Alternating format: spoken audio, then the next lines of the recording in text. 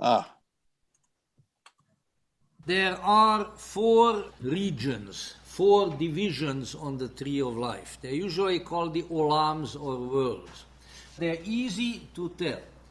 You start out on the top, you find 3 Sephirot up there in a triangle. That is the supernal triangle. That is the highest, you might say, in the first region on the tree of life. Then you find another triangle over here, the middle triangle. That is another region, another world. Then you find yet another triangle, which is the lowest triangle.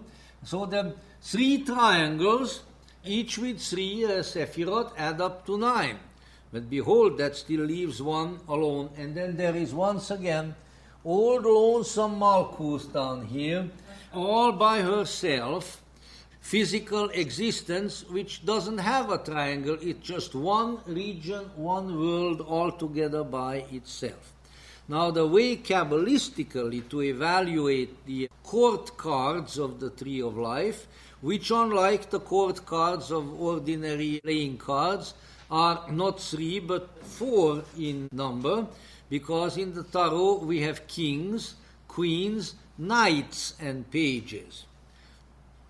So one starts at the top and attributes all the kings to the topmost triangle, or the topmost region, composed of Keter, Bina and Hokmah. Now, if you have any little notion, understanding of what the different parts of the Tree of Life stand for, this is of course the highest. This is where all things begin. This is where the origination takes place. This is where you might say dominion, control, direction, rulership is exercised in the supernal triangle. And there we have the 4 kings. Now, so what does one keep in mind? One keeps in mind these qualities that I just mentioned: direction, ordering, rulership, guidance, and then one needs to apply that to the qualities of the 4 suits. The 4 suits, which as you recall are, well, whichever order we want to take them in, wands and cups and swords and pentacles. Wands, let's say now, all right, king of wands. What is wands?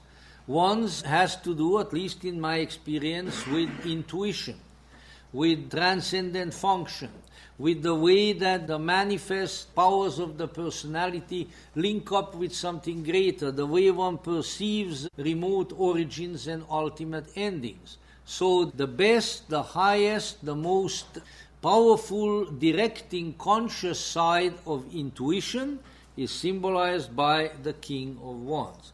If the king, as indeed the court cards often do, court cards can, but do not inevitably refer to persons. But if anything in the whole doggone tarot deck might refer to a person, the greatest likelihood is that a court card would refer to a person. In which case a king would always be a sort of accomplished, commanding, and fairly authority figure, generally of the male gender. However, there are all kinds of other meanings that can be, doesn't have to mean a person. These things are perhaps annoying to people who are studying the tarot because they would like to have absolutely specific meaning to the card. But you know what, if you have absolutely specific meaning to a card, then there wouldn't really be any need for you as a tarot reader, because all people could do is just lay out a card and look it up in a book. And there it would be, very simple. Which is a little bit what you can do, for instance, with the I Ching, because you do look the meanings up in the card. But in the tarot, there is a much greater latitude left for the consciousness of the reader. And it's really the reader who has to develop the kind of intuition which tells you, well, in this case, I don't think it's a person. In this case, I think it stands for a condition, let's say. A high development, intuitive development of a project, of an idea, of a process, or something of that sort. King of Cups would again be the same kind of developed, creative and commanding quality, but within the field of emotion, within the field of feeling. So if this is a person, if it is a man, it would be someone who can command emotion, can command your emotions, can pull your heartstrings this way or that way, or on a less happy note, maybe can manipulate you emotionally real well. That kind of a person. But if it is not a person, then it is a high important power or development of feeling. If you take kings, for instance, as the significators for a person, generally, for a man in a reading, and the King of Cups comes up as the significator of someone, that means that this person is in a position to develop the feeling function at this particular time. So it's your feeling function that is going to grow toward the kind of development that is symbolized by the king, or with the other suits the same thing. King of Swords is a tough old fellow. And if it denotes a person, then it generally denotes somebody who is tough. Somebody with whom possibly there could be at least a potentially conflict-related relationship. With a King of Swords or a Queen of Swords, there is always the potential of conflict, of trouble. The sword is always at hand. They are always ready to jab you or cut you or hew you or hack you with their sword. On the other hand, it has a mental, an intellectual quality, so that it can stand for a high mental development, a great sharpness of mind, a great ability to analytically and intellectually approach something, to analytically cut it apart with the sword, which of course the sword of mind does also. And with the King of Pentacles, you have again the mastery, the commanding situation, but within the physical, within the manifest realm. So if you are dealing with individual, it's an individual who knows how to handle the material world. People say, oh, rich man. Well, maybe, but it could be also just a person who is a very good mechanic, or a good plumber, or a good carpenter. Anyone who has skill and mastery in handling something on the physical world. So the kings are all up there in the topmost triangle of the tree of life.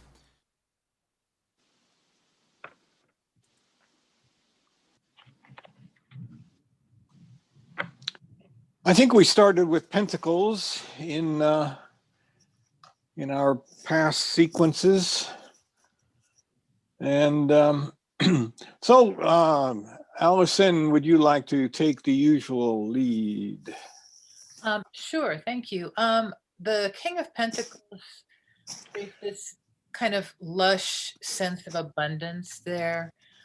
Taurus, the bull, is there. So Taurus is about kind of having things and possessions, and there's control on the material plane, but there's also responsibility for maintaining the material plane. And so that comes into play in a reading. So if this were in the divinatory kind of summation place on the reading, then I think that the nature of the reading would speak to what some situation where you have to deal with the material reality. There may be a lot of money situations, and I appreciated Dr. Heller's reminder that it's not only money, it's also just the things that are of the physical realm, manifesting things of the physical realm. But in this case, in terms of the King of Pentacles, it would be something that's very engaged in the day-to-day and in the management of it, and also the responsibility. So you have a lot, there's a lot of abundance and wealth, but there's a lot that you have to do to make sure that that stays in place.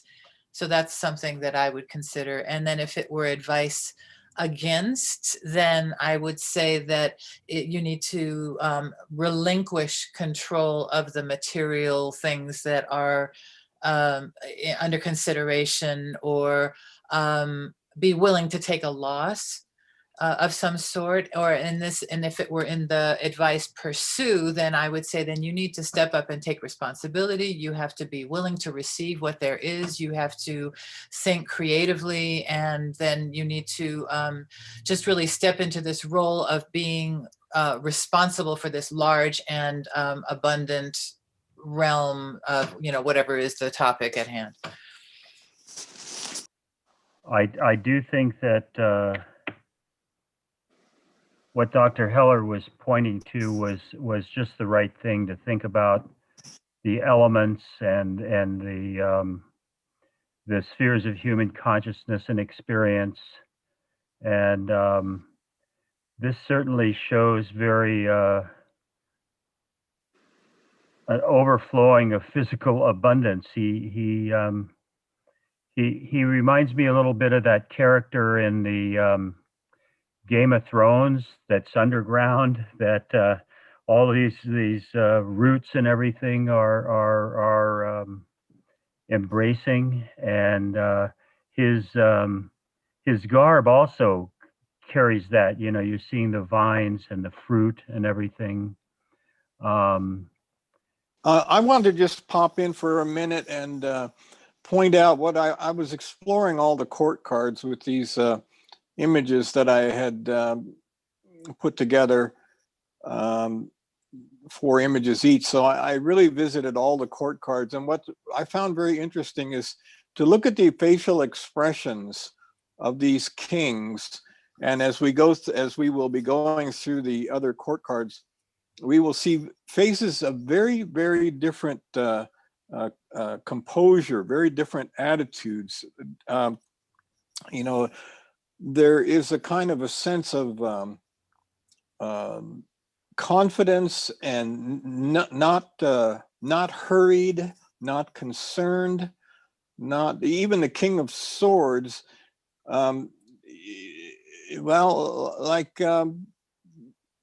We don't want to trip on our words and annoy this fellow. He's about as stern a figure as we have in the Pentacles, but all of the kings seem to share a certain confidence and peace. I mean, even the King of Swords was not swinging it yet, but so I will ask Magnus to join us on the King of Pentacles. Yes, thank you, Brian.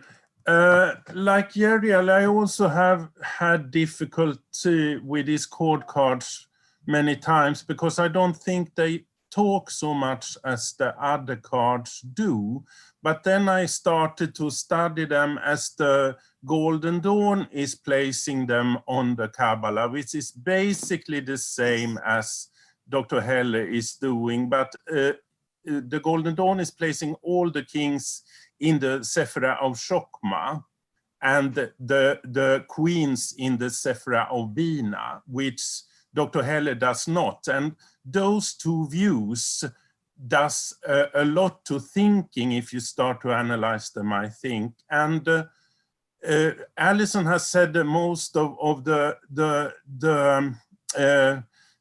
card in a reading, but to me, when I have done readings for myself, this card often has shown a person that I know, and many of the kings and the queens have done that. I have been able to applicate it on a certain person and got a clearance in the situation and understanding. And this is this person's look at this situation. So it has helped me a lot in that situations. But when I look at the King of Pentacles now, I see something I haven't seen before, and that is the blue color is almost looking like a waterfall on his mantle that is flowing, the water flowing, like the emotions are there, they are passing him, but he doesn't take notice of them. He has them in balance. And then there is also all those leaves. and the grapes is almost not visible. And I think there are grapes on the mantle of the lady in Nine of Pentacles also. I think we have seen the same type of mantle there. And then I see something I haven't seen before, and he has his right foot on a wolf. I haven't seen that before. And it's interesting because it is the pillar of mercy, and it is on the top of a wolf or a dog. It could, but I think it is a dog or a lion. It could be. And In then that book, they called it a crocodile. oh, it's a crocodile.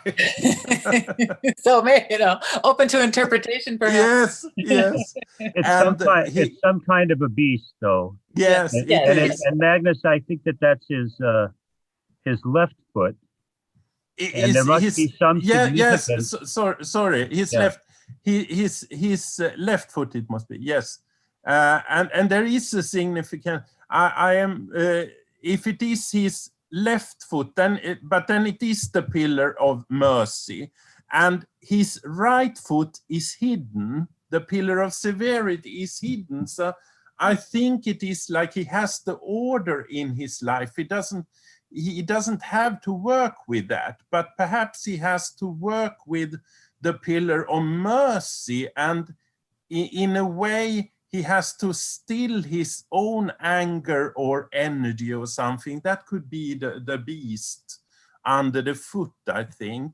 And then he also hold the wand with an apple on the top, or in his right hand. And that is also interesting because that is also in another card, that symbol. I don't remember which one, but and then it's 3 roses also in the crown. So it's like he has this love in his way of looking at life. It's inbuilt in him in some way. And then I also see the castle in the background with 2 roofs with red and 1 roof with blue, which could also be a reference to the Sephira of Gebura and Hesed. And then the Jupiter vibration then is lesser than the Mars vibration, as it is more red there. It could be too much of I read it too much, but I think it's an interesting card. And then there is also beasts on the chair or the throne he is sitting on. So it's interesting, and it's fully in bloom, this card. And also there is a lot of yellow for the Tiferet there in the background. And then there are some flowers in pink also in the corner of the card. I haven't seen that before. I think that's it. It's enough. Thank you. Let me comment on a couple of things that you had to say, Magnus. The scepter that you're seeing in his right hand is also in the right hand of the Empress card. Yes, that's it. That's it. Yeah. Thank you, Jerry. She's holding that same thing. Yes. And also that left foot is an armored foot. So he's underneath of all of this flowery stuff, he's wearing armor. And then I would think that those 4 animals there are bulls, it looks Yes. like. So that's very suggestive of a Taurus influence. Yes. But maybe that's showing some sort of a dominance over the animal kingdom. And then just to point out, in his crown, we see the laurel wreath that encircles the world, as well as the red roses, and the white lilies. So that all is unified in the crown, which is lovely. That's a very interesting crown, isn't it? Of course, we see the kings and queens so often as our significators, and the King of Pentacles, of course, is is, let's say, not only really established and involved in the world. It's one way of looking at that is that, you know, the person represented is fully involved in their senses and their experience of the real world. This is not a card of remote ideas or strong feelings. It's very much both involved and rather a master of real existence, real experience, and of course, then they can be very interesting in reference to being, let's say, to representing people, other people in a person's reading. When these cards, all the court cards, appear elsewhere in a reading other than the significator spot. Yes, I can say one thing about the Golden Dawn. They think this is specific fire in primal earth, the pentacles for earth, and the specific fire for the Sephira Chokmah, that is earth. So sorry, that is fire. And all the kings are then specific fire. So they are very fiery, all the kings, but they are in combination with the element again. So the one you talked about, Christina, the king of the King of Cups, he is specific fire in water. So he has the emotional things, but he has also the fiery things. And that could be, he could also be a bit manipulating, because he is using his emotion against you in some way, because he has the power to do so.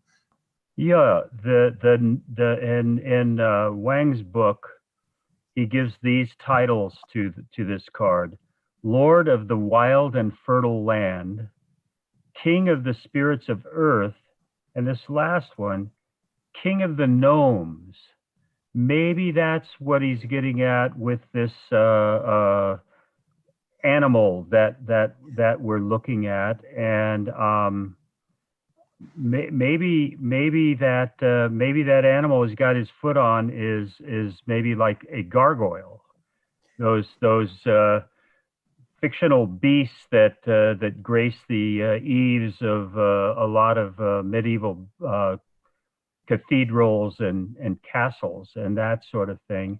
And the other thing that I've noticed while we've been talking is in that lower left corner, it looks like there are 5 mushrooms.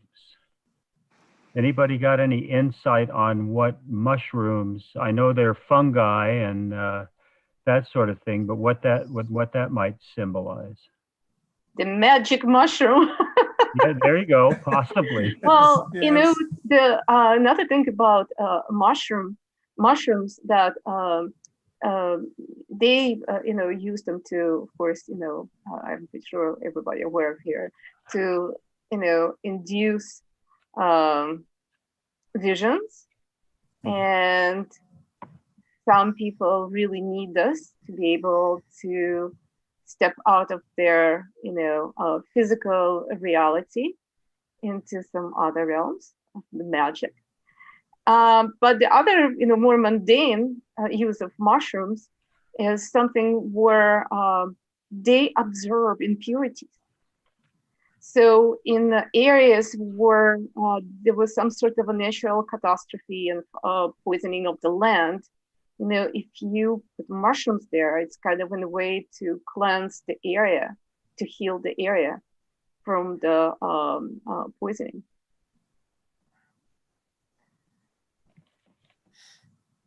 That's I very was seeing these pink things as perhaps like tulips or some other flower. Pink is a kind of an unusual color for fungi, but Oh, believe me, there are all kinds of interesting colors in fungi. I was going to ask for a clarification, Magnus, when you were talking about the fiery aspect of the kings in water and that manipulation, was that the King of Cups who might do Yes, yes, yes. That's the King of something that I Cups. also think of in terms of that. And I didn't Yes, realize that that's kind of what it was, that fire in water. Is that Yes. what they call dignities? Is that the dignities? There's something I about don't- dignities of the cards, and it was, I thought it had to do with some Yeah, kind of yes, yes. overlay of I think it is that, because it's described in the Wang book very, very thoughtfully, how they are two elements, and they have the specific element in the Sephira, and then they have their own element, the prime element. It's like a So- planet in a sign, or a planet in a house, or something along those lines. Yeah, I think yeah. it seems like that. It seems Yeah. astrological in terms of overlay of energies. Yeah. It's the 3 and the 4, actually. It's the 4 element, and then it is the 3 primal elements. Or they So call they are them, That's a actually, you have elements and modalities in astrology. Yeah. So, the elements, are the 4 elements, right? And 3 modalities, cardinal, Yeah, fixed, yeah, and yeah. mutable. yeah. And then you can see them both. You can see both the cardinals, and you can see the elements also. The So it's 3 just and the 4. giving like another dimension to the card. You can just Yes. say, Yes. if you take water and fire, you get steam. Yeah. Yes, So it- it's Yes, Magnus Jaren. made reference a little while ago to specific fire in primal earth. According to Wang's write-up here, that phrasing, specific fire in the world of primal, and then each of the elements that go with that particular suit. So, cups is in primal water, wands in the primal fire, and pentacles earth, and cups water. So that description is common through all 4 suits. So the kings are the specific fire in primal. Is that the kind of Yeah. formula? Yeah, that's Yes, the pattern, and then Yes. each of the elements related with that suit is put into that formulation. I wonder if that refers to the olams, like Dr. Heller was talking Yes, about. yes, it does. Sephira, like you were talking about Golden Dawn, Magnus. That Yes, makes sense. it is the alarms. Uh-huh. It is the 4 alarms, and then the third alarm is the earth alarm. It's the Malkuths. So it's or the fourth alarm is the earth element. So would that be the same as, because, I think I've heard some other references, maybe just using different language, the alarm being referred to a plane, a world, 4 different Yes. worlds, Yes. 4 different planes. Yes. I'm also thinking there may be a connection with alchemical processes. Yes, it is. But again, I don't know No, much it's about alchemy. it's fascinating to meditate it, because the card opens when you do it, I have found. And you can also see it both. I didn't thought about that. You said, Lana, the one with the cardinals in the astrological and the elements. That's interesting. So, if you look at the zodiac, that Yeah. each sign of the zodiac, right, has, it's multidimensional. So, it's either male or female. It has an element assigned to it, fire, earth, air or water, and it's also modality. So, Aries, it's cardinal fire. Then you have Taurus, which is fixed earth. It's all depicted in the Wang book. The circle, the whole zodiac with all those things are. Oh, nice, nice, nice.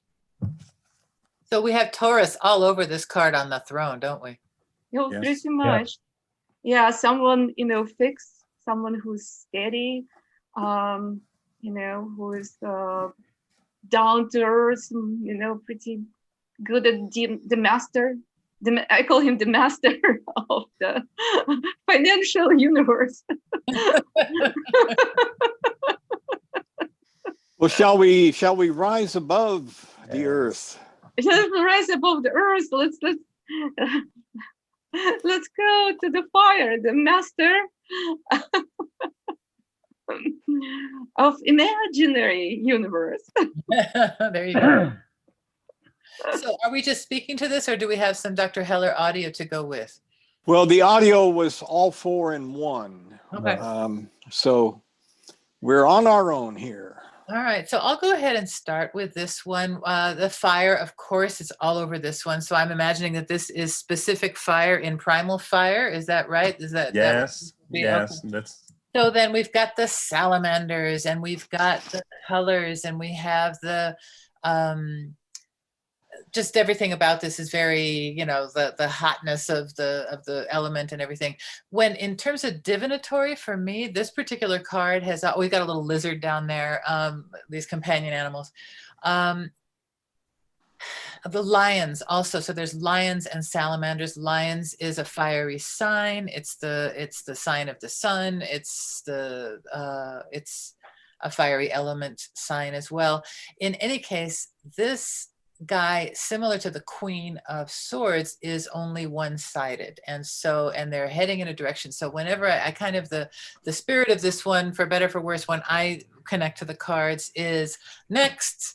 There's always a new thing to come. What could we do now? There's always a new possibility. They don't get bogged down in the past. They're very much about successes and not about a particular one. It's always kind of about what's next on the horizon. And so that's some of and so if it were, let's say the summary card in a reading, then we are either talking about somebody who is very much that way, kind of very optimistic, very idea driven, that kind of thing. Or it could be that the nature of the reading is that you need to understand that you are in the position to move to the next thing. You can control this situation. You are, and you should, in fact, make some kind of a move, because there's directionality to this card in my mind. If it were in the recommend against position, then I would say maybe you're being too cavalier. Maybe you're not seeing this clearly enough. Maybe you are wanting to move past it, but you shouldn't yet. Something along those lines. And then if it were the recommendation for, then I think that you really need to move on. It's time for you to take control of the situation and move it in a direction that is positive for you and not dwell on the past. Those are some of the things that I might bring to a reading around this particular card. That's all for me.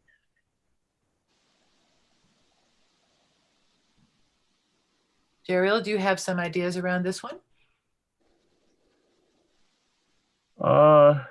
Well, I'll start off with the names of this card.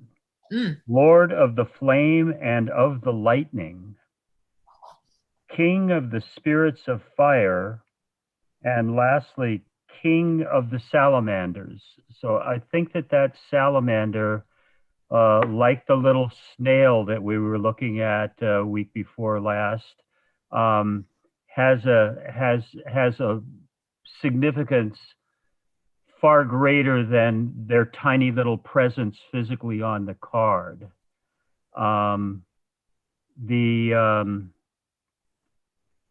The wand he's carrying, it really looks very much like the wand in the ace in this suit.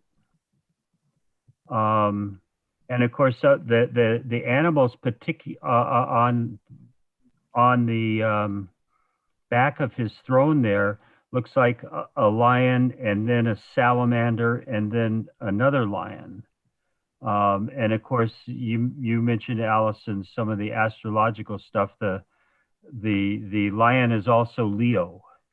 I'm very conscious of that because I'm married to a Leo, and Leos need recognition that they are Leos, that they are majestical, and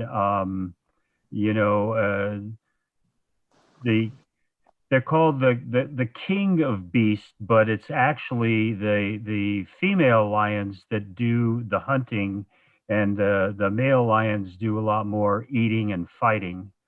But this fellow is, as you say, kind of staring off into space, which really reminds me of when we're trying to access our own intuitions, that we try to put aside our thoughts, our emotions, our aches and pains, and gaze off into the great beyond. So I think that it really it makes a particular reference to me about meditation. I think if this came up in a reading I was doing, I would want to inquire of the querent what kind of practices they have along the line of contemplation, reflection, meditation, whatever, and if they're dealing with a particular problem, I would want to suggest that going to those kind of spiritual practices, meditative kind of approach, would be suggested by this card. He's also sitting on a kind of a raised platform. Allison, you were telling us about the significance that you find in any number of cards where the foreground figure seems to be on a platform or a stage. This one doesn't seem to be quite that kind of scenario. All of the kings, as I'm looking at these cards, have some sort of dais that they're on, and the King of Pentacles seems to be covered by his velvety, abundant, Right. vines and everything, but everybody's raised on something. And so so that I think probably is the more significance in this card is, and it's kind of plain and dry. The whole card is kind of plain and dry in this. So maybe that's the kind of seer, like S-E-R-E, that kind of dry landscape of, the passions can kind of burn through everything as well.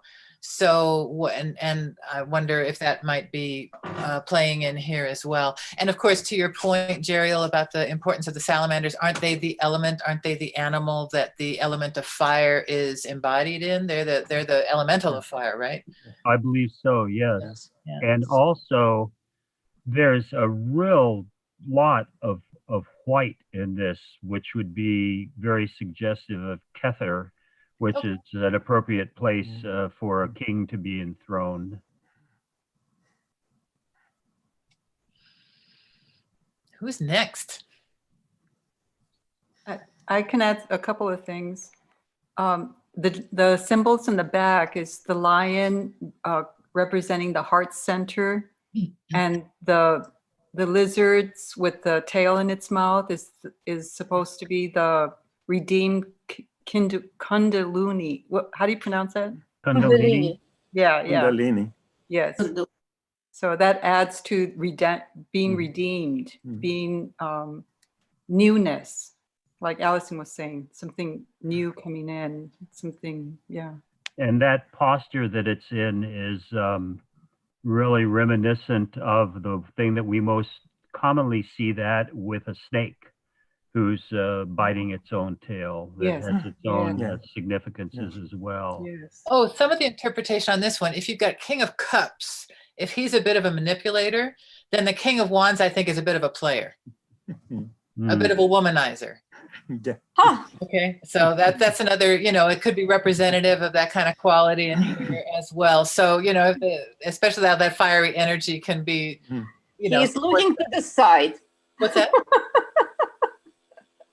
He's looking for what, Lana? He is looking to his side. Yes. He And of, wants to get something on the side. On the side, exactly right.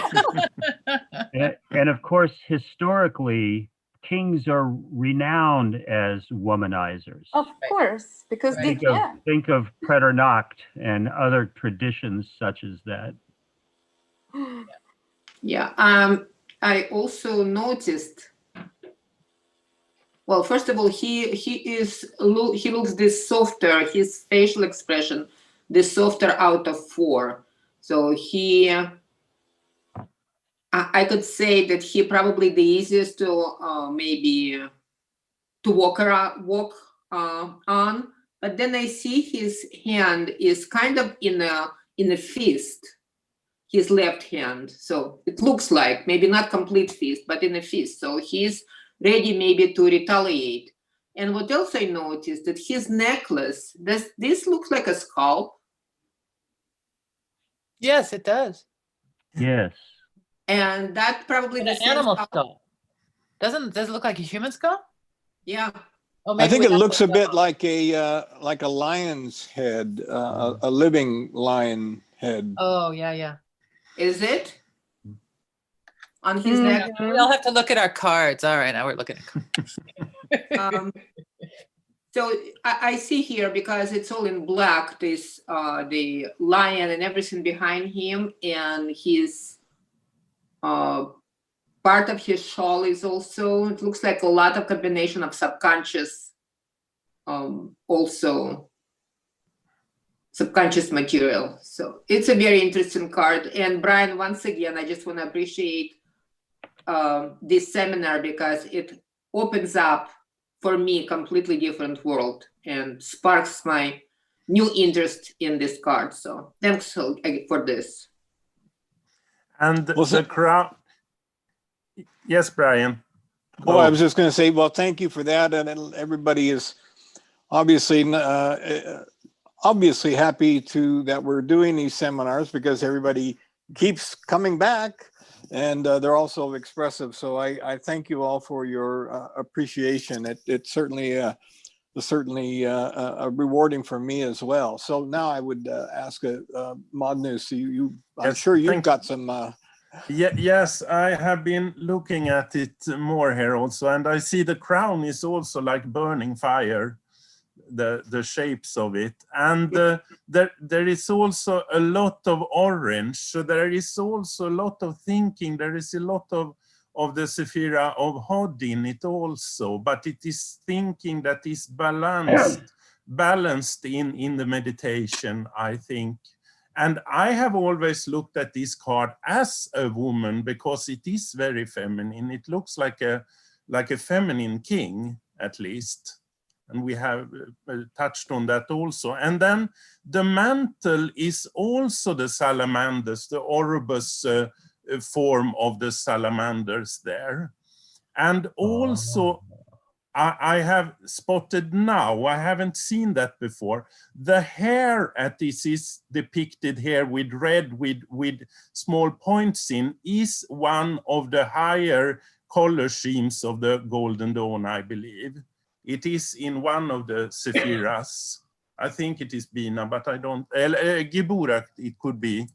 So, and it is also, I think that the mantle is also one of those colors, the green, the yellow, green, lime, and the black is also one of the higher color schemes there. And there is also the gold inside of the mantle, which is a lot of Tiferet there also.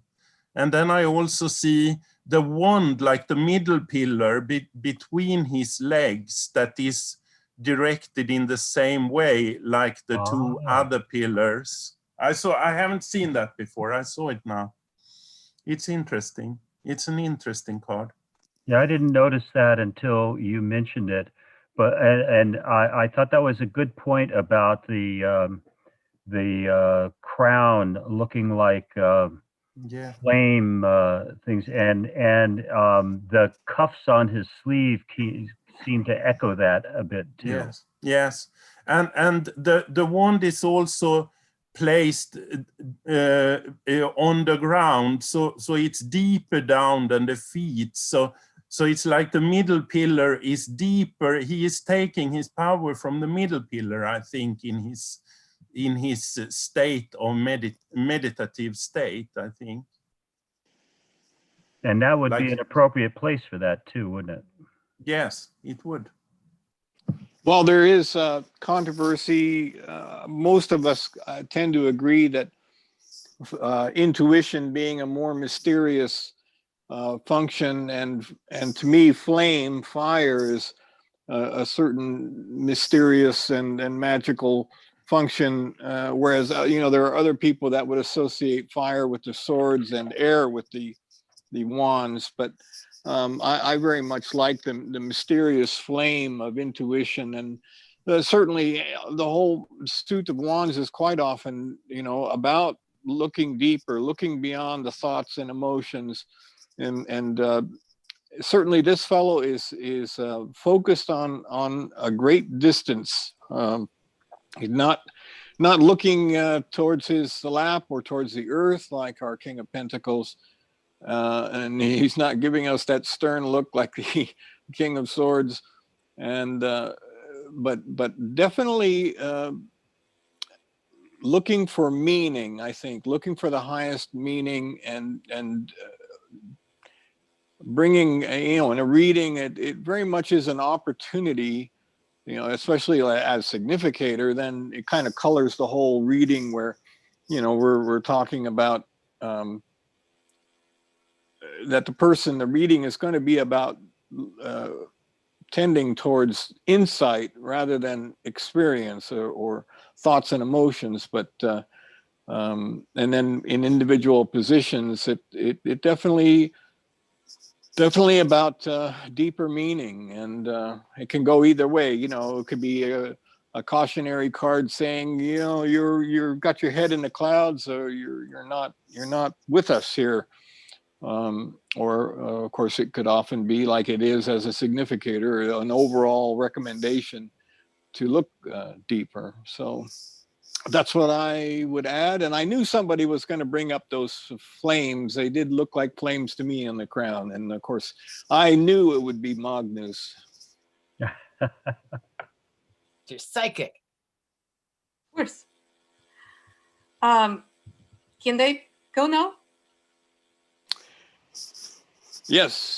So I think for me, I think it's a reference to a particular person. And King Rudolph II, King of Bohemia, Hungary and Croatia, Holy Roman Empire, who was really big into magic and alchemy. Huh. And he is, on his flag, he has lions. If you ever visited Prague, you would recognize some symbols. And he was the one who, invited Dr. D and collected all kinds of, magical book and magical people, and and he also had the red hair. Interesting. There is a good deal of red on all the four kings. That's I find interesting. Anything else before we move to our buddy, the stern one?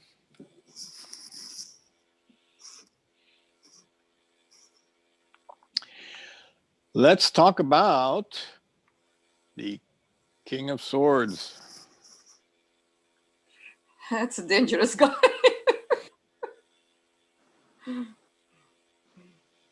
King of Swords, the cool colors always kind of call out to me. So there isn't a lot of warmth about this particular king. But in comparison to the queen, the king's sword is more tempered. So whereas the queen is one-sided and very rigid, I think that the king has a more considered decision. He takes into account extenuating circumstances. There's a more understanding aspect to the King of Swords because he is in charge of really thinking this through. And so he has to really consider all sides. And he's not one-sided as the Queen is, but he really is full-faced and seeing this head on, as it were. There are butterflies above on the, there's an angel, a winged like head of a cherub maybe in the crown, and then up in the throne we can see butterflies and perhaps sickles, scythes. So death and transformation, Oh. I think, is there. There are also, I see little maybe perhaps cherubs around the shoulders on that throne. So that's what I've picked up on there.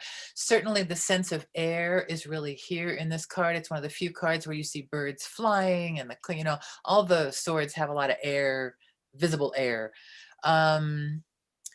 The trees in the distance, so he's not really on a platform like these other kings are, or perhaps he, like the King of Pentacles, are on a naturalistic kind of platform.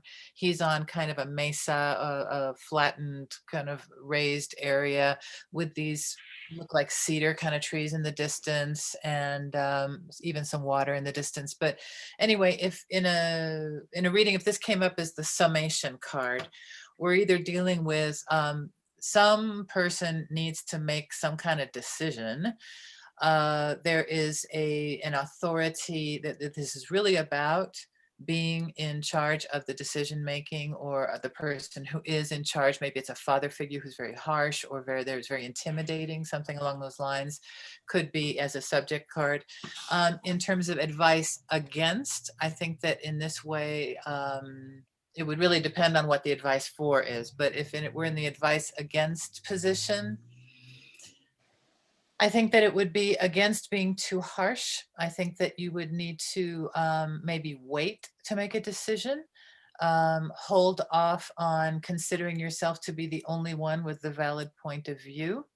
Something along those lines would be the advice against. If this were advice for, I would say that you need to make a decision. You need to be the decider, you know, in that horrible Bush grammar.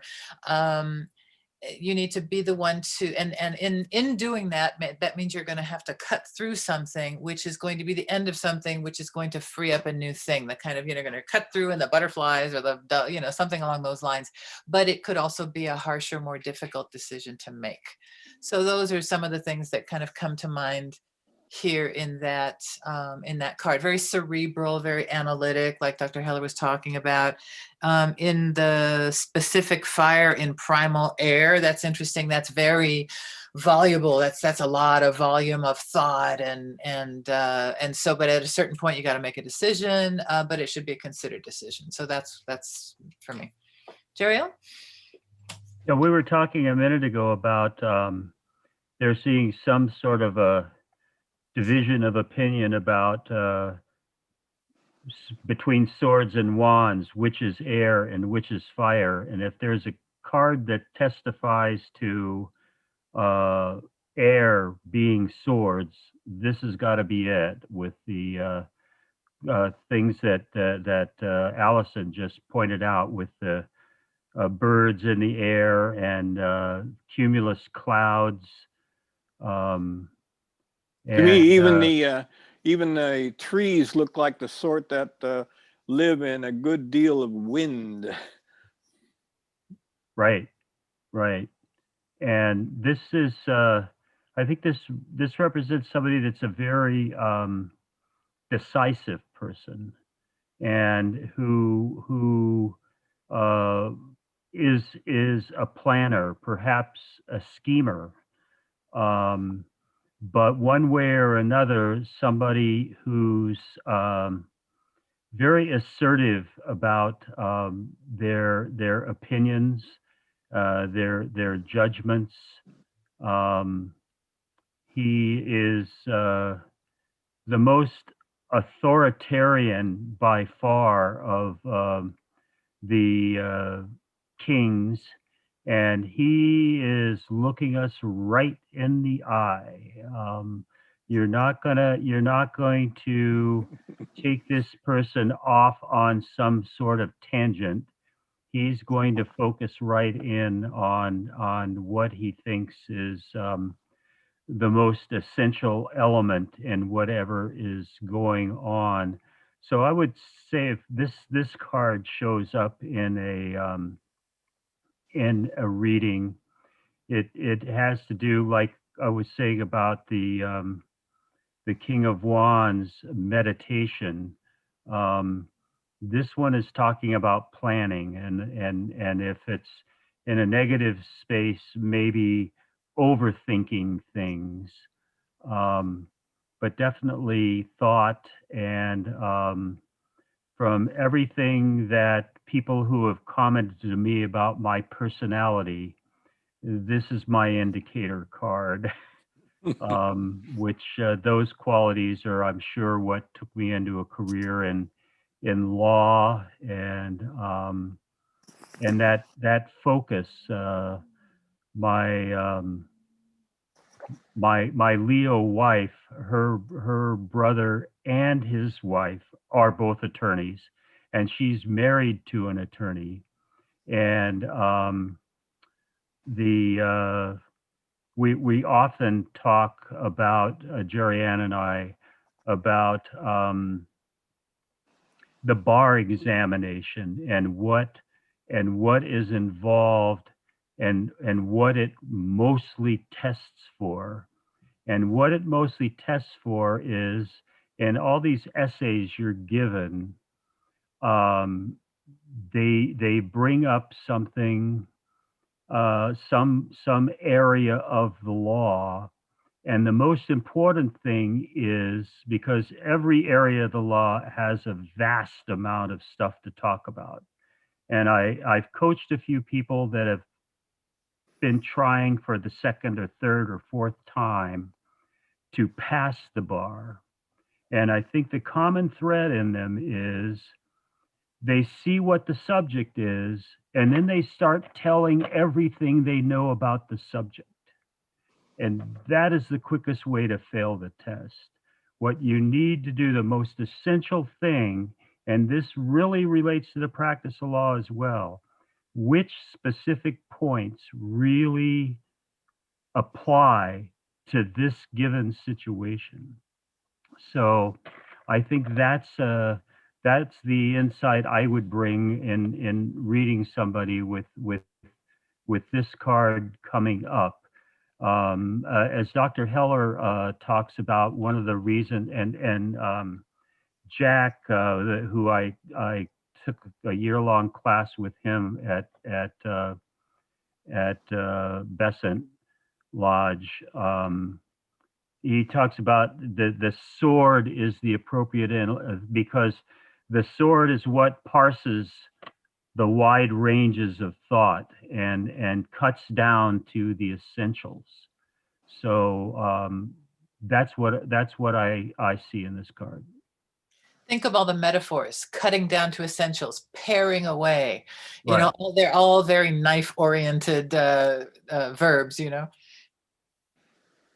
Well, and that's what analysis sword-oriented, yeah. is cutting things into the pieces and analyzing them. Exactly.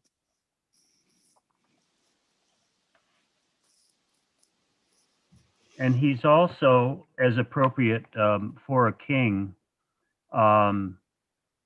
wearing a purple cape, which has always been a symbol of royalty, but that also takes us to Chakma and wisdom. Which again is that kind of canted sword, not the rigid sword. You know, it's informed. There's something behind the decision that is not just the decision. And he's holding it at a tilted angle too, rather than just like straight up. Yes, that's what you were suggesting, wasn't it, Allison? Exactly. Yeah. So so that's the purple is very helpful to understand that as well. Thank you. And that's also an indication that a ruler really needs to have wisdom and flexibility as well. Magnus, would you? Yes, thank you, Brian. Much has already been said, but I think it's interesting also he's holding the sword in a hand that is a mantle that is orange. So that is the Sephira Hod, and it is the thinking there we has talked about, but it is very little orange. So it's not overthinking the situation. And the purple color is also, as I see it, a connection to the Sephira Yesod and the moon.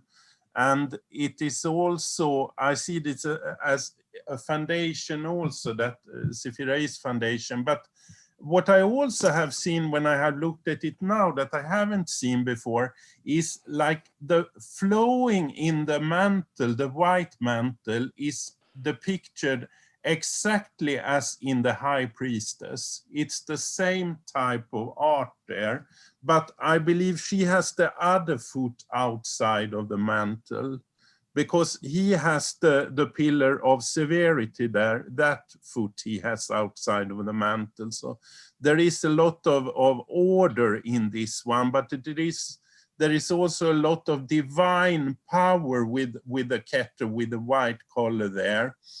And it is also a lot of, he managed things, he managed everything. You can't win over him, I think. For me, in my readings for myself, he always came up as a manager I had once that was very good, but what he was also an attorney, but he was very hard also, and you had to be very cautious what you said, because he was very, it could flame at the minute you said something and you had to prove what you meant.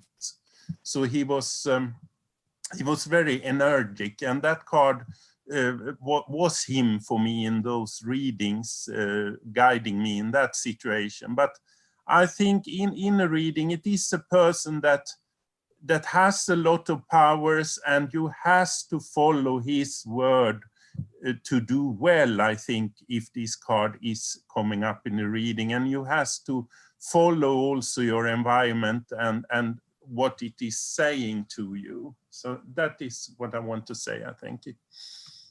Yeah, that's really what you're saying really is reflected as well, and the very firmness of the mouth and the face of this king. Yes. And there is also a bit of red there for the Gebura.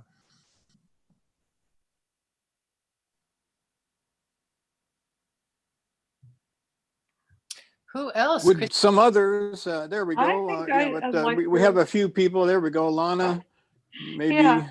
So, it's interesting that he's quite a dangerous man, but,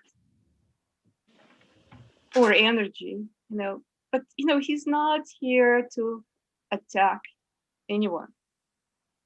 He is very posed, kind of, not much movement. He's not swinging his sword.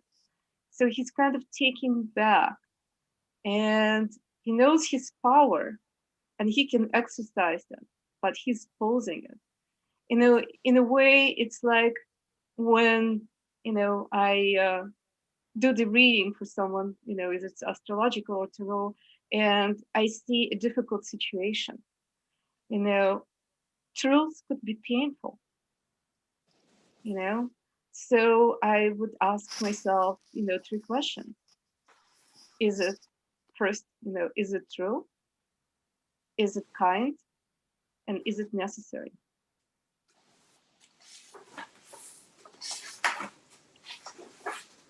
That's all I Good have. guidance for life.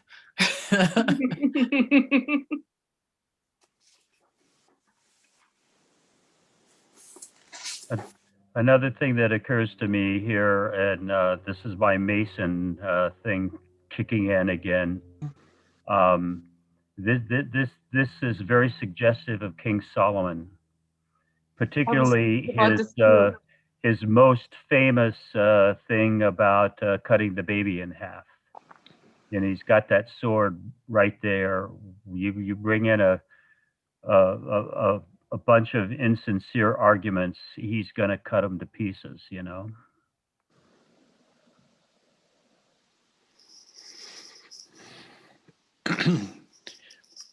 Anybody else? Oh. We have a few silent people. Yeah, I just want to say that, first of all, I'm absolutely amazed by this butterfly and butterflies on the top of his, above his head on his throne. So that is, you know, the sign of transformation. So this man is definitely can be as stern and is probably and kind as well. That's why I see it. And what's the word I want to look for?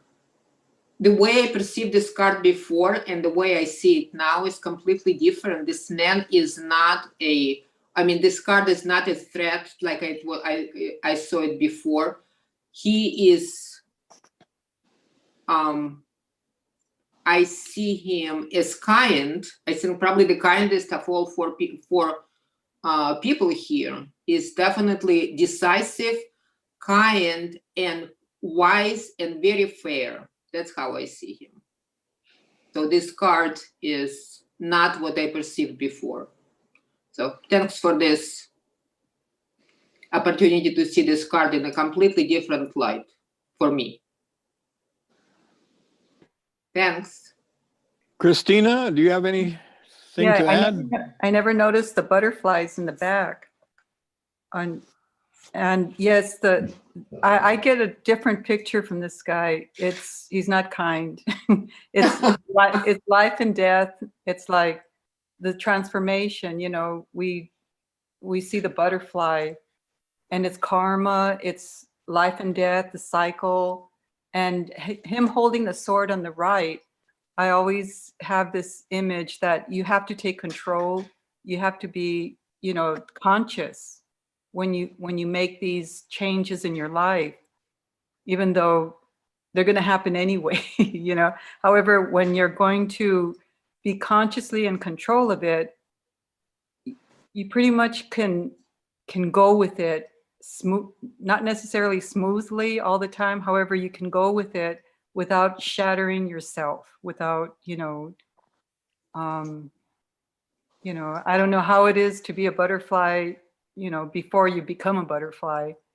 You go through a process. And I don't know, I'm just seeing that. I never noticed the butterfly before. Again, it's that life and death, karma, cycles, you know, and you have to take up the sword in your right hand means you have to be conscious of it, invoking it almost. Yeah, that's it. I want to bring up an image that I have prepared, because what I'd like to do is speak of how the Oh yeah, that's nice. That's just like it is in that book, and that's fabulous, Brian. Real quick, Christina, to your point, I wanted to mention that Dr. Heller talks about in making a distinction between change and transformation. He brings up the butterfly because change is kind of an incremental process, but the butterfly actually kind of turns to goo before it turns to this butterfly. So it completely is destroyed before it becomes this other thing, which is a different process than incremental change. And I apologize, Brian, for interrupting you, but I wanted to bring up that point that Dr. Heller had made, because that's also kind of reflective of that cutting through and how some change can be very rapid and complete. Yeah, thank you. That's transmutation. Transmutation. Oh, thank you. I didn't listen to Holler's presentation. Thank you. This was in a different context, but it has always stuck with me. I believe he kind of talks about it being like a symbolic of the cross as well, that you have time, and then these other instances which are Oh. outside of time. Okay. So anyway, thank you, Brian. Yes. Oh, what I was bringing up this image for was both because I think the King of Swords represents the only place where swords really have clear thought. Because, and you could see that he would be a little stern. I mean, look over his kingdom as depicted in the Tree of Life. Look at all the trouble that thinking gets into in his kingdom, and so he does have to be a bit of a stern ruler over his kingdom, because there's just an awful lot of tumult and very little peace within that kingdom. So that's why I wanted to bring up this a fun tree. I've got 4 trees in my library here where we could look at an entire suit on the tree. But anyway, I think that's fabulous, because if you look at these cards, none of the faces are fully seen. They're covered, they're blindfolded, they're turned sideways, they are seen from behind. So Brian, that's a really interesting thing. But the king is staring you dead in the eye. But the queen, she is also one-sided, and so there's interesting depictions there. Thank you. That's a oh, good just observation. wait till we get to the knights. We're gonna have some fun there. I was just gonna bring this up, compare him to the Knight of Swords, Right. because to me, this is something that someone who's kind of gone through, cycles in life and obtained wisdom, because, if you could look at the Knight of Swords, he has no control. He is just right there on a horse, swinging his sword, going somewhere, doesn't know exactly where. But this is a steady, image, and which, in a way, it's a second modality in astrology, which is a fix. So any closing remarks before we make it to our King of Cups, a very beloved character for many, I'm sure? Yeah, I'll toss in the names of this card. The Lord of the Winds and Breezes, the King of the Spirit of Air, and King of Sylphs and Sylphides. Those are I'm the not spirits sure- of the air, right? Pardon me? Those are the spirits of the air, the sylphs. Right. I guess the counterparts to the salamanders.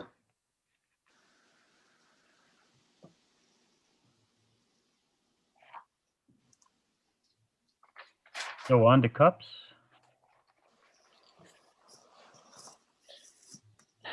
So I have never gazed upon the crown of the King of Cups before, but this looks like some kind of flowering thing. Doesn't look like roses per se, like amaryllis or some kind of, I don't know, very beautiful.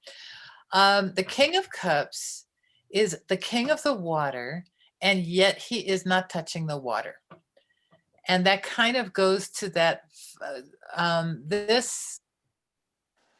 so he's not touching the water. So he is in control of the emotion. He's floating upon the surface of the emotions, but he isn't plumbing their depths per se.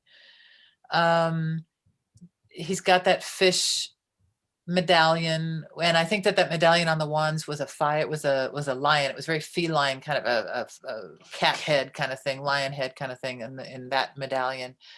And this one, he's got the cup, and he also has this other type of cup-ish looking scepter. His throne is very wavy and curvy, but down at the bottom it looks very stony, but it's still staying afloat, which is interesting. And then in the background you have a fish, and you got the ship, and everybody's staying afloat. When I see this card particularly, this is somebody who, there is that kind of somebody who skirts the rules, or who the rules aren't necessarily for him. A little bit of that manipulator that Magnus had mentioned before, that fire in water.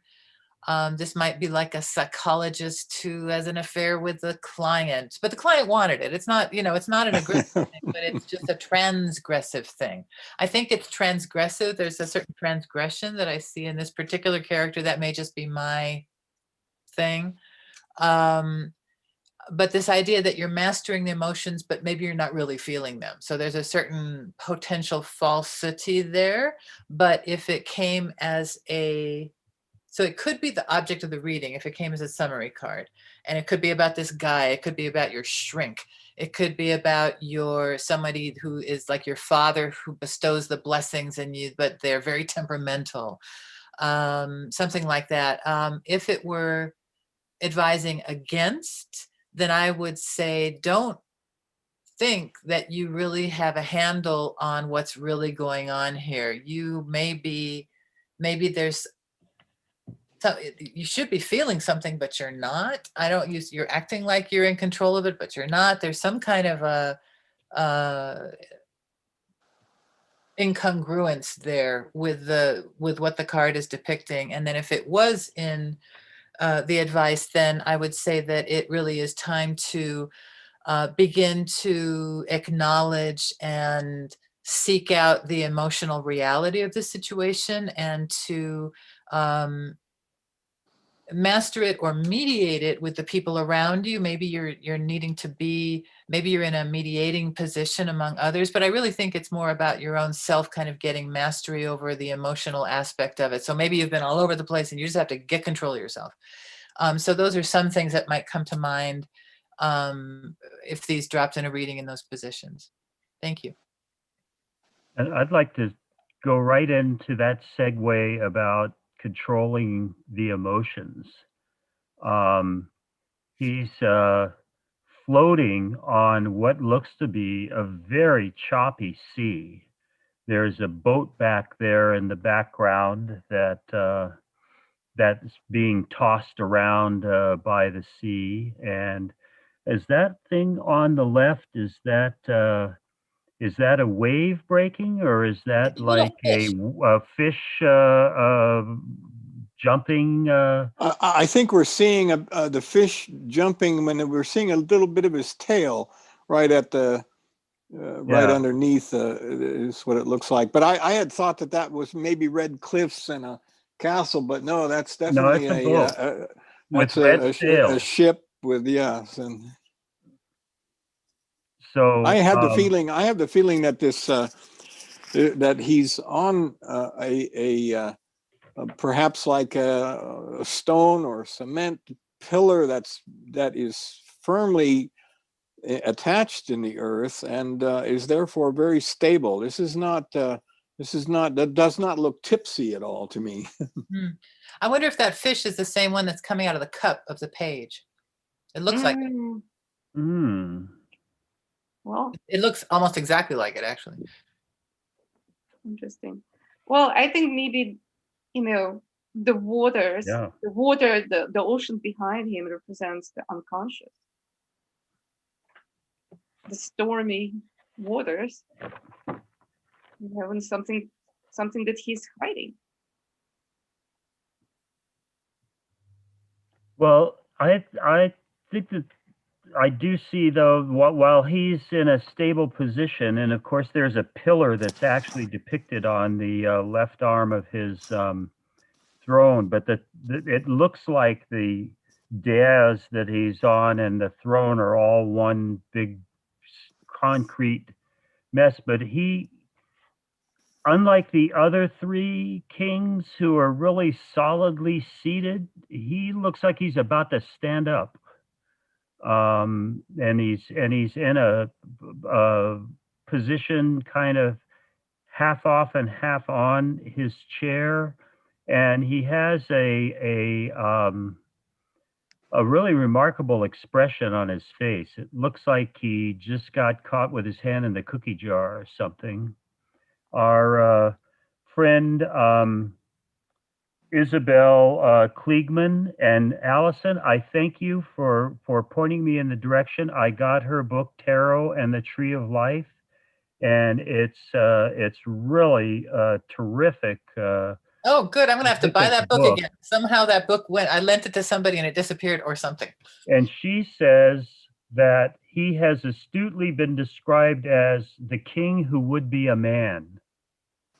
That he's a bit unsure of his kingliness, and aren't we really unsure of what we're doing when we're in emotional state?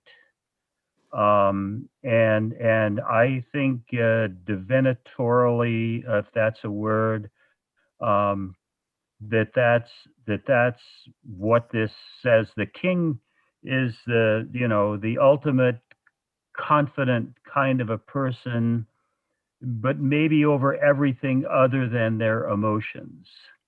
Without his emotions, Henry VIII might have been a much better king. But that's what I see in this card, is how fluid emotions are, and how we can feel one way in one moment and another way it's different. And he's holding out the cup, which is the symbol of emotions, out front, and back behind he's got his scepter. So he's the ruler, but the emotions kind of undermine that authority, and maybe make it somebody who's perhaps a bit fickle. The emotions take precedence over the rulership, right? Yeah. Right, exactly. Yeah. And that's that, and Henry VIII reformulated the rules to accommodate his emotions. Exactly. Yeah. Exactly. And created a whole new religion and everything else, because he kept he would marry somebody and they wouldn't quite meet his expectations, and off with their head or out the door one way or the other, and go to the next one. So I see a bit of a Henry VIII in this particular king. That doesn't keep him from being highly authoritarian. It's kind of suggestive of our recent high governor in this country. Glad he's sunning himself in Florida now.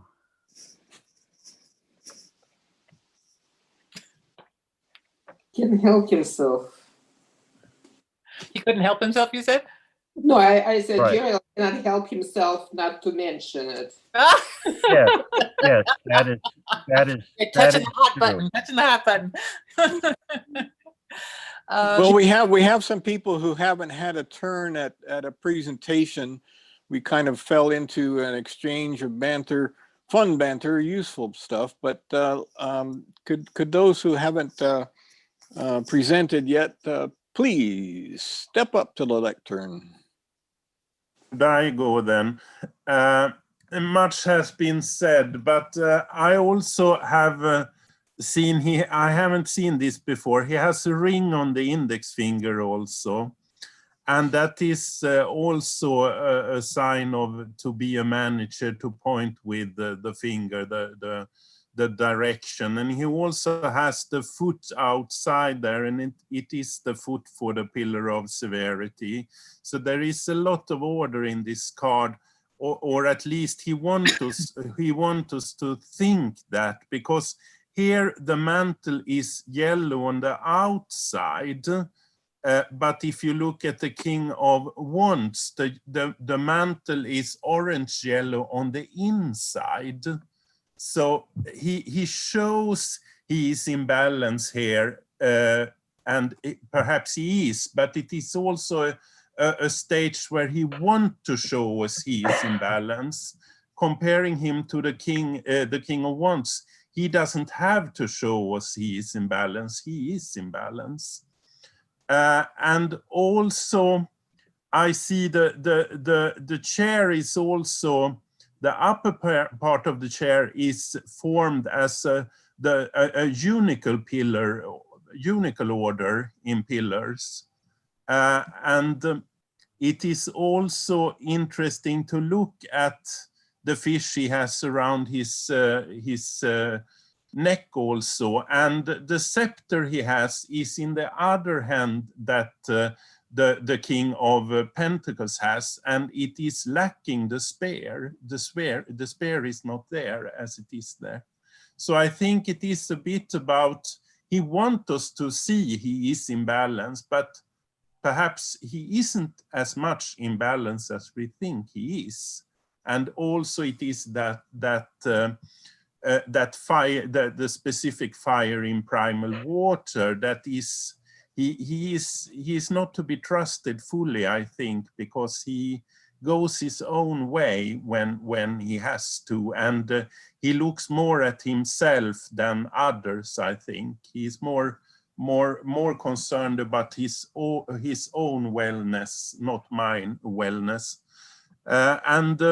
In a reading, I think he shows also this emotional aspect, but the emotional aspect perhaps isn't a real emotional aspect. It could be that it is a lot of ego in this situation also, but you think it is emotional.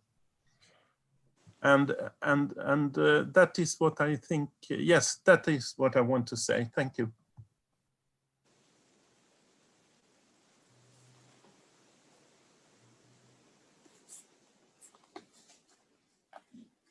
Well, can I ask Lana and Christina to generally be a little more assertive and jump in there when it Sure. feels?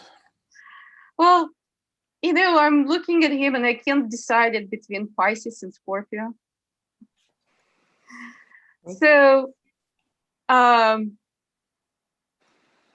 you know, looking at this fish that he's wearing, and comes to the expression cold as a fish, you know, or silent as a fish. So fish normally, you know, we associate with Pisces, but I don't think Pisces are more, you know, there's more of a compassion there. I don't see that much compassion.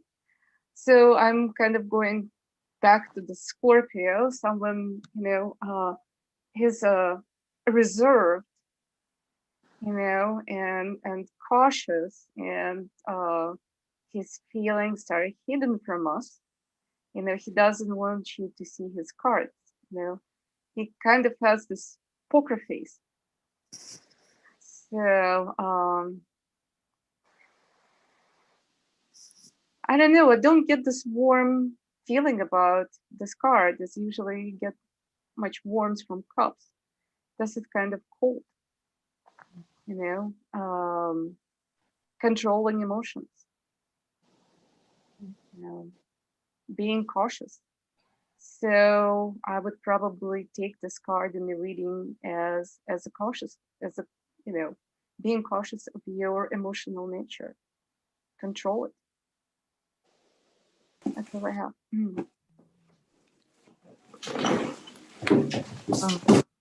I'll add to that the I have to step away for a sec.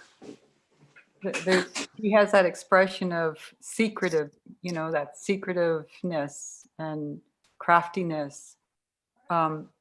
He's a ruthless leader in the sense that when you're receiving something, you know, he's in the right hand holding the cup, that it's consciously receiving. Whatever you're receiving, it could be used for good or bad. The water signifying the emotions, you know, there's relationship there. So whatever relationship you encounter can be used as good or bad. And the foot, this is interesting, on the foot being, he's the only king with the foot in the front, indicating action.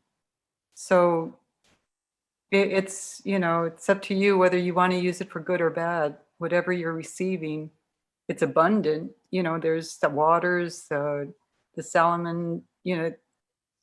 However, there's a craftiness, there's a secretiveness, there's something to watch out for. That's it. And he Well, and the he's, King of he's Wands gotten both kind have of a, green feet. say it again, Jeriel, please. I said this king, as the King of Wands, both have green feet or shoes, boots, whatever. Oh, yeah. I think the poor king has taken a bit of a bad rap here, and I think what I want to do is maybe look at the whole tree of cups, if you will, and bring the king back into focus here. There's quite a bit of tumult, maybe, certainly not like in the swords, but it's a dynamic world, the world of emotions. And so his kingdom is a little bit tough. And I suppose when you put cups and swords together, you're talking about the psyche, conscious, the main conscious aspect of our minds.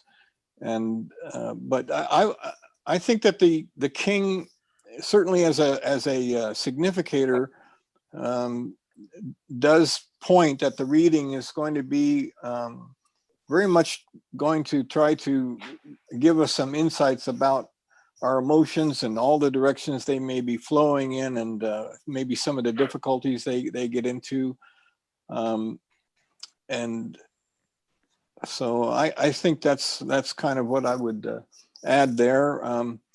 We have a few minutes before closing. We're going to close before the top of the hour, so that several of us that are going to be visiting Dr. Heller in Crotona in Ojai will be able to join that Zoom shortly. But so thought I would point out that it's not the easiest of kingdoms that he is overseeing as well.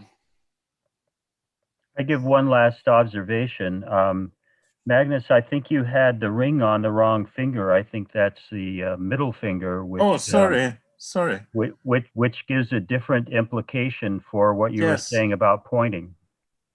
Yes, you are right. Yes, you are right. And if I may be so bold, would it be indicating what might be implied? Like, I mean, is that what the direction would be if the ring were on the middle finger in that way? Does that mean more of a sexually driven kind of king? Is that where his, what might be the meaning of that one, Jeriel? Well, we were talking before about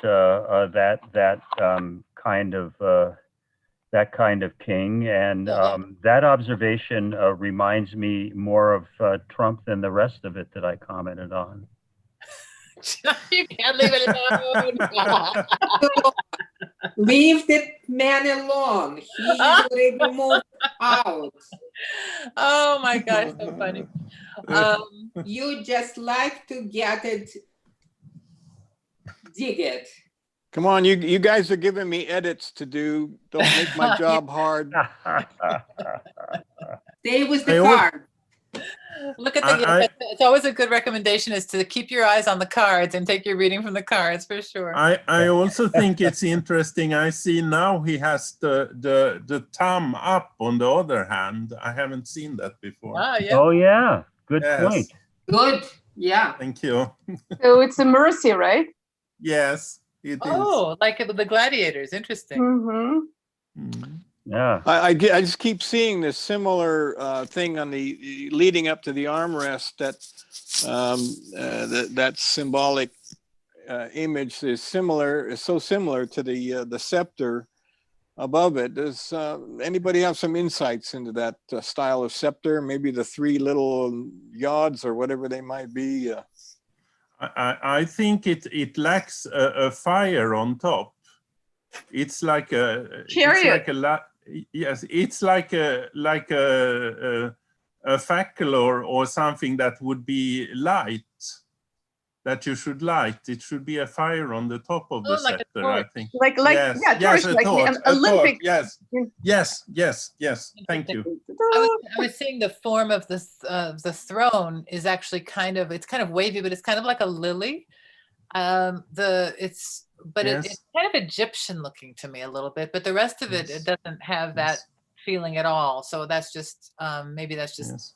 Yes. And you just see one of the armrests on the chair. You don't see both that you do in some of the cards, and in some of the cards with the kings, you don't see any armrests at all. oh yeah, then nothing for the King of Swords. He doesn't need anything No, fancy no, no. like And it is also interesting. I'm looking at the pillar on the chair on the armrest there. It's waves underneath it. If you see, it's like it is. It's standing out of the sea, and kind it of like is a the bone. He's yes, leaning to the left. yes, he is. And it is also waves in the reality behind the chair. It's like that art piece of Magritte, if you know it, where he painted a scene, and then he put the painting in middle of the scene, and you saw the painting and the scene. And the position of his hand on the scepter is very much like the position of the divine hand on the Ace of Wands. And Yes, yes, it is. I think that Magnus, your thing of look for where the three pillars appear, and so we've got the cup of emotions on the pillar of severity, and Yes, the, yes, we have. scepter and the pillar of mercy, and he and his fish are in the middle. It is. It's interesting. Well, he lets other people slide like he lets himself slide with his moral standards. And it's also interesting, we were talking about the colors. The sea is predominantly blue, but unlike water that we see in most of the cards where we see water, there's green mixed in there too. There is. Well, folks, let's Indeed. wrap it up. Thank you all. Thank you. you. I'll see you Wednesday. Yes, Yep. bye. Have a Thank good you, one. everybody. Yes. All right.